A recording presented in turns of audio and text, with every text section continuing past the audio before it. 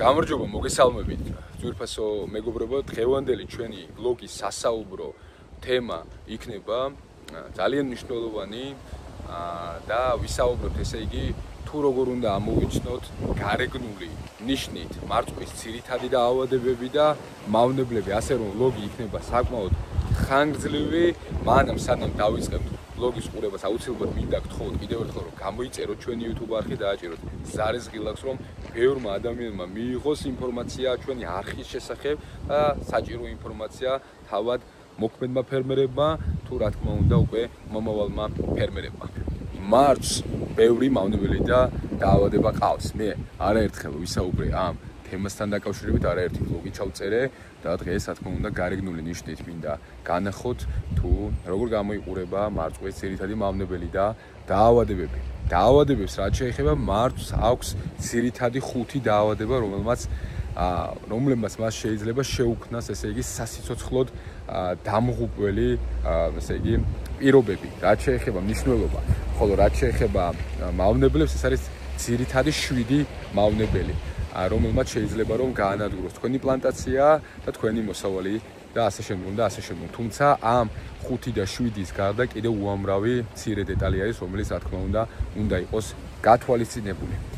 ესე იგი, პირველი ყველაზე მნიშვნელოვანი დაავადება, რომელიც ვლინდება განსაკუთრებით ადრე გაზაფხულზე, როდესაც საუბარი არის თუნდაც სათბურში და თუნდაც, ესე იგი, ღია გრუნტში, მეგობრებო, ეს არის საერთაშორისო ენაზე, ესე იგი, brown spot, ანუ ქართულად ყავისფერი ლაქიანობა. ეს არის სოკოს ერთ-ერთი სახე, რომელსაც ჭირდება აუცილებელი პრევენცია და აი აქ დაინახავთ ახლა როგორ ამონად ხდება.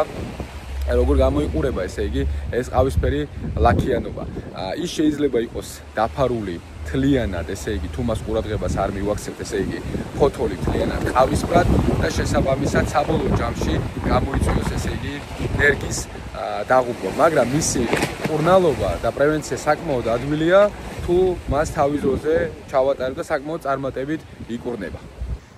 მეორე, ასევე გავრცელებული ესე იგი სოკოვანი დაავადება, ეს არის ესე იგი თეთრი ლაქიანობა, ანუ white spot, რომელიც ოდნავ განსხვავდება შეფერილობით, ესე იგი ჩვენი ყავისფერი ლაქიანობისგან და თუ მაგალითად ეხლა ჩვენ აბსოლუტურად ყველაფერი კარგად გვაქვს, მაგრამ აი აქ გამოჩნდება, ესე იგი ყავისფერი, ესე იგი უბრალოდ თეთრი, ესე იგი ლაქები და ყავისფერი, ესე იგი კიდურებით, რომელსაც ეს მიანიშნებს, რომ ერთ-ერთი სოკოს სახეა თეთრი ლაქიანობა. ასევე მას თავიდანვე უნდა მივაქციოთ ყურადღება, გამოვიყენოთ შესაბამისი ფუნგიციდები პრევენციის მიზნით და რა თქმა უნდა, ეხლა თავიდან ვახსენებ ამ სიტყვას, მრავალჯერ ვახსენე და ბოლოშიც ვახსენებ, რა თქმა უნდა.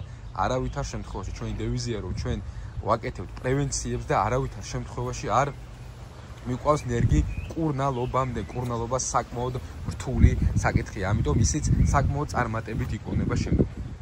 შემდეგი დაავადება, რომელიც საკმაოდ ხშირად ვლინდება და განსაკუთრებით წელს პრობლემა არის, მეგობრებო, საქართველოში როგორც ამბობენ და როგორც ჩანს, ესე იგი, ვენახზე. ეს არის mildew, ანუ ქართულად ჭრაკი.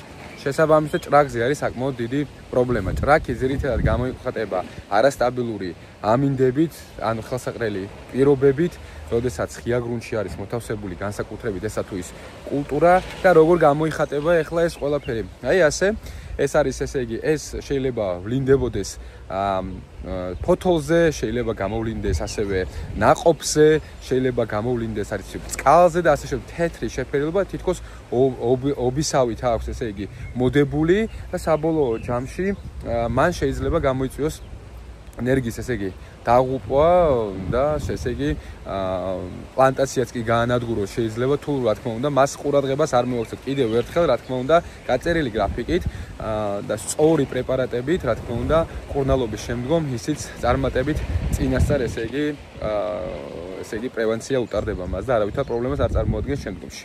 ეხლა მივადექით, ესე რომ ვთქვათ, ერთაგან ერთად უბოროტეს მეტაფორა რო გამოვიყენოთ. ეს არის, მეგობრებო, ნაცრისფერი სიდამპლე.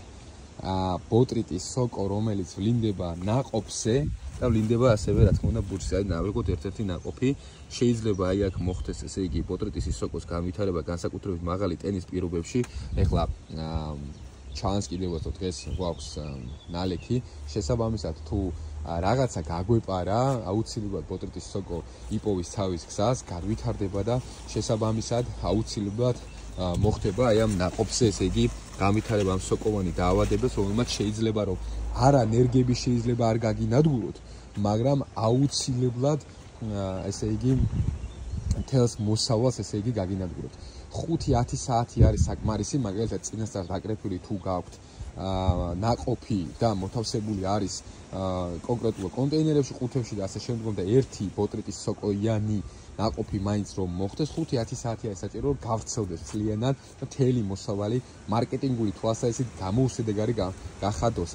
ამიტომ აუცილებელია ის რომ ამ საშინელი ესე იგი დაავადების კონტროლი განსაკუთრებით ტენიან რეგიონებში, განსაკუთრებით ტენის პირობებში არავითარ შემთხვევაში არ უნდა მოხდეს მისი მიშვება და შესაბამისად როდესაც პრევენცია გაკეთდება მასთანაც ბრძოლა მაქსიმალურად წარმატებით არის რა თქმა უნდა შესაძლებელი.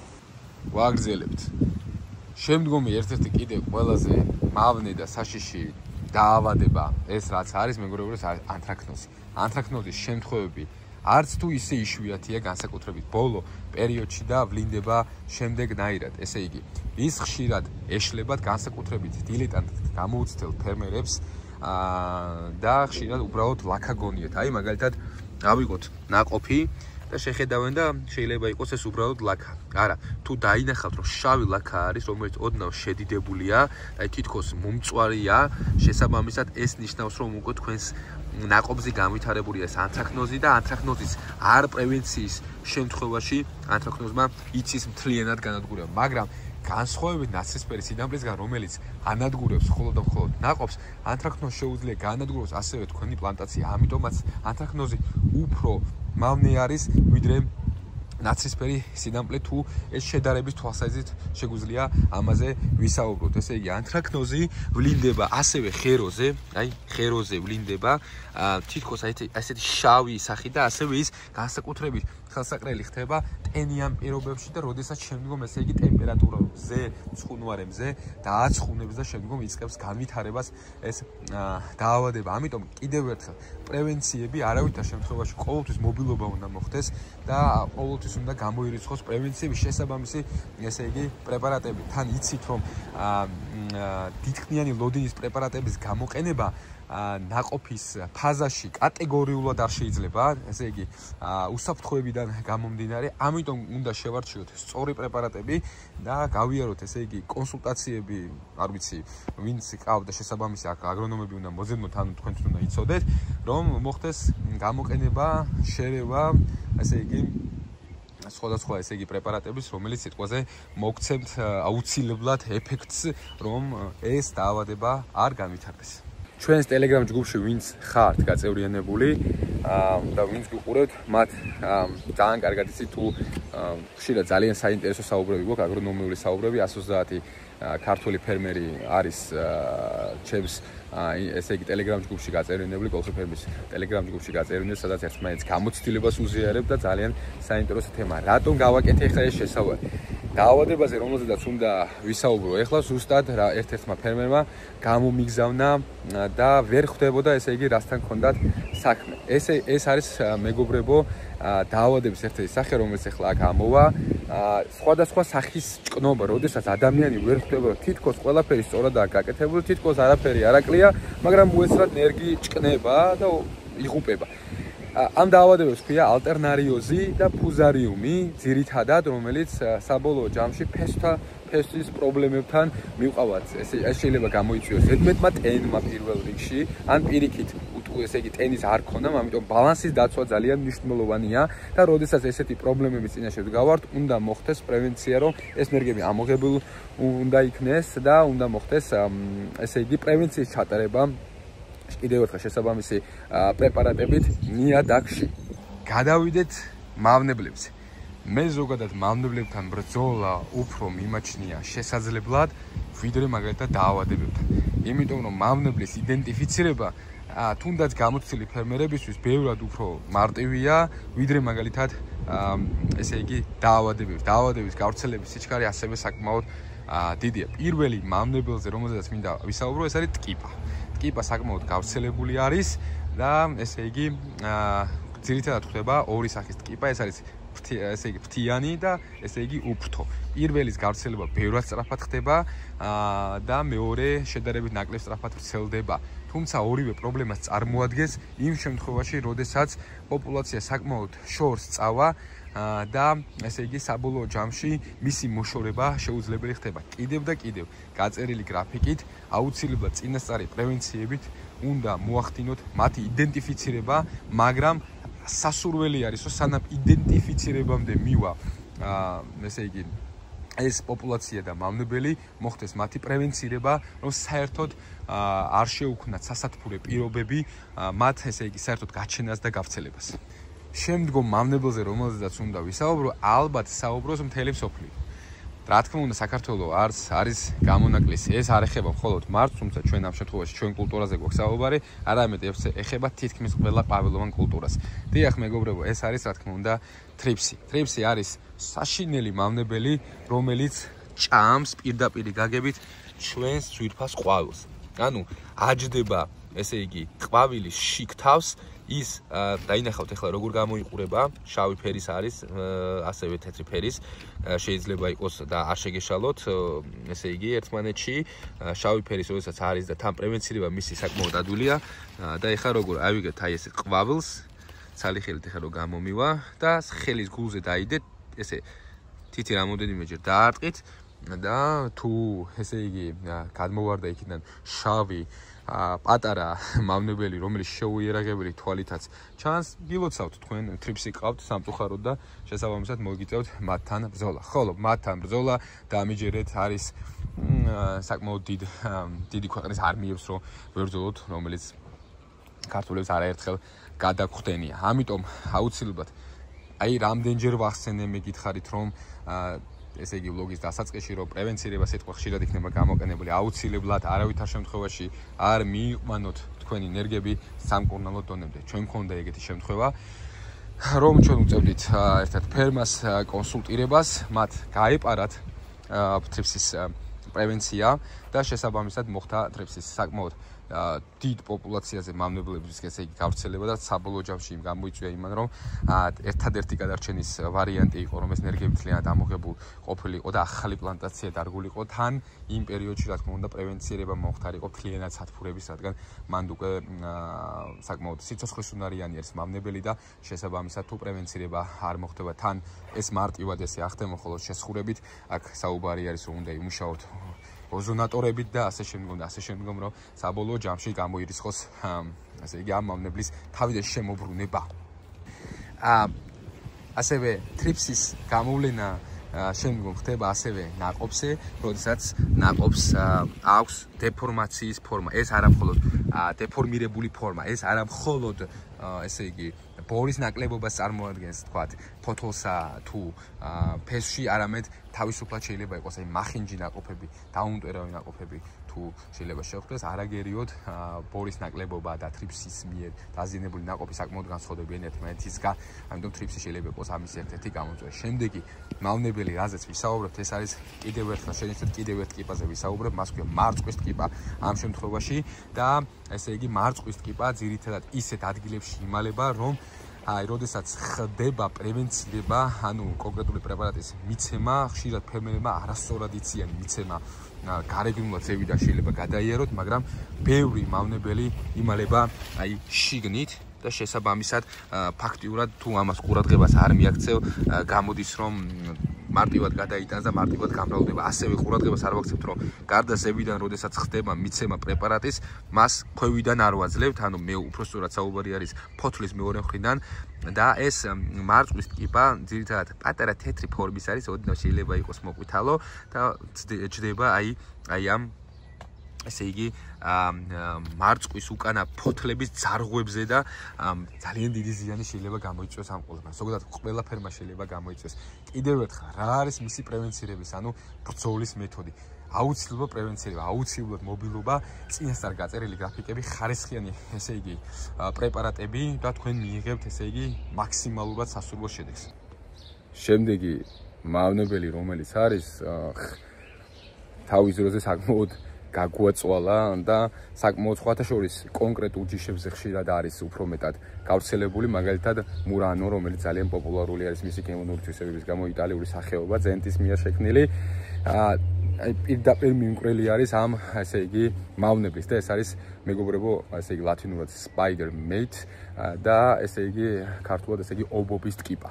ობობის ტკიპა ეხლა როგორ გამოიყურება?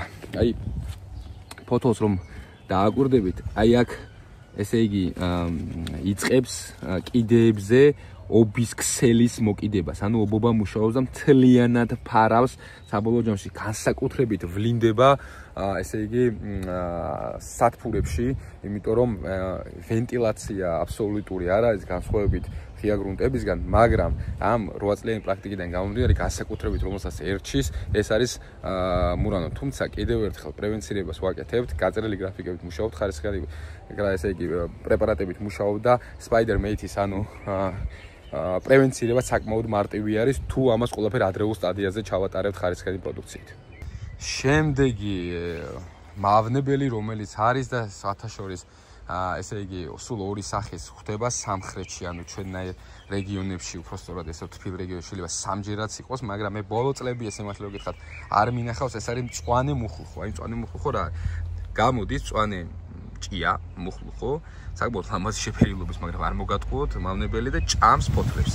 და ეს არის მწვანე მუხლუხო, რომელიც ერთხელ პრევენცირებას თუ სწორად გააკეთებ და მე აქვე გეტყვით, რომ ერთადერთი პრეპარატი, რომელიც მე გამომიყენები, ეს არის კორაგენი და კორაგენი საკმაოდ წარმატებით, ესე იგი, ებრძვის მას, რა თქმა უნდა, წინასწარ პრევენცირებას თუ გააკეთებთ, საერთოდ შეიძლება ეს მუხლუხო არ გაჩნდეს. და მივადექით ნემატოდს, მეგობრებო. ნემატოდი ეს არის მხეცი, პირდაპირ გაგებით, რომელსაც მე არავის არ ვუსურებ, არც სათბურებში, არც ღია გრუნტში და არაფერში საერთოდ. ეხლა გაფიქრებაც კი მზარავს ნემატოდს რა შეუძლია და მადლობა ღმერთს ჩვენთან არასოდეს არ ყოფილა, თუმცა არიან ადამიანები, ვისაც ამასთან დაკავშირებით საკმაოდ დიდი პრობლემები აქვს. ეხლა როგორ ვლინდება? ნემატოდი არის მავნებელი, რომელიც ცხოვრობს, ესე იგი, ნიადაგში. შესაბამისად, იწყებს ფესვების ჭამას. ეს არ შეგეშალოდეს მახრა და ასე შემდგომ, არავითარ შემთხვევაში ეს ძალიან მცირე მავნებელია, რომელიც ფესვებს, ესე იგი, ახმობს, ჭამს და როდესაც მას ამოთხრით ზევით, აი როგორ უნდა ამოიცნოთ, სურათზე გამოჩნდება კი ბატონო, მაგრამ როდესაც მას ამოთხრით, ესე იგი, პატარა, ესე იგი, კარტოფილი, აი პატარ-პატარა კარტოფილებივით თითქოს აქვს მოკიდებული და სამწუხაროდ ეს არის უკვე ნემატოდი და ნემატოდის შემთხვევაში კონკრეტული უბანი, მაგალითად, ავიღოთ 2-3 კვადრატი მთლიანად ამოღებული უნდა იქნეს, რომ შემოწდეს სადმე კიდე ხომ არ არის გადასული და ნემატოდის პრობლემებს სხვათა შორის ბოლოს ნახე, ბოლო მობილობაზე როდესაც ვიყავი იმერეთში, გეგუთში, როდესაც ადამიანები პოსტნეულზე მუშაობდნენ და ხშირად ასე იგი ამბობდნენ, რომ ნემატოდი არის გავრცელებული. ალბათ ნემატოდის პრევენციის ერთ-ერთი საუკეთესო საშუალება წლების განმავლობაში, რამოდენიმე წლის განმავლობაში საუბარი არის 4-5 წლის განმავლობაში, ალბათ ნიადაგის ცვლილებაც არის, რაღაცა ძველი ნიადაგი გავიდეს, ახალი შემოვიდეს. ამასაც უნდა მივაქციოთ, რა თქმა უნდა, ყურადღება. და ბოლო ძირითადი მავნებელი, რომელზედაც მინდა მოგითხროთ, ეს არის თეთრფრთა. განსაკუთრებითი გავრცელება, ჩვენს რეგიონში იცის, როდესაც არის როგორც ვამბობ, ეს ჭარბი, ნალექი ტენიანობა და პლუს შემდგომ მაღალი ტემპერატურები და თეთრფრთა მას იმიტომ ეწოდება, რომ გაუმჭვირვალე თვალით ჩანს, დახტუნავს კიდევაც, აი დახტუნავს და ასევე მას როდესაც შეხედავთ, აი ფოთოლს როდესაც შეხედავთ, აი ლარვებისგან გამოიყოფა, მათი ლარვებისგან გამოიყოფა რაღაც პატარ-პატარა სითხეები, რომელიც ფოთლის უკანა მხარესაც და წინა მხარესაც ჩნდება.